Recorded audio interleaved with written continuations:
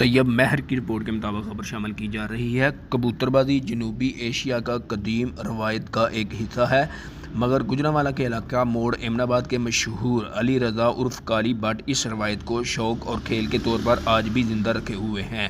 کبوتر کو فطری ذہانت اور وفاداری کی علامت سمجھا جاتا ہے۔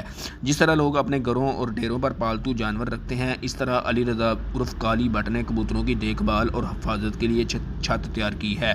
اس تقریب کے موقع پر پاکستان کے نامور کبوتر باز استاد بلال بٹ اور دیگر مہمانوں نے خصوصی طور پر شرکت کی۔ Chaudhry Ilyas Iqbal Cheema advocate high court, Tayyab Mehr deputy editor روزنامہ قانونی بیان، عشرت مہر صاحب، یاسر سندھو ایڈوکیٹ، چودھری ندیم مہر، چودھری عمران مراد صاحب سیشن کورٹ، استاد ملک عمران، رانی مہر میڈیا نیوز، چودھری عمران عرف Mani Virk 96 news, madam Shumaila 96 news, Abdul Rahman عرف مانی بٹ، حافظ بلال بٹ اور گرام سپین نے خصوصی طور پر شرکت کی۔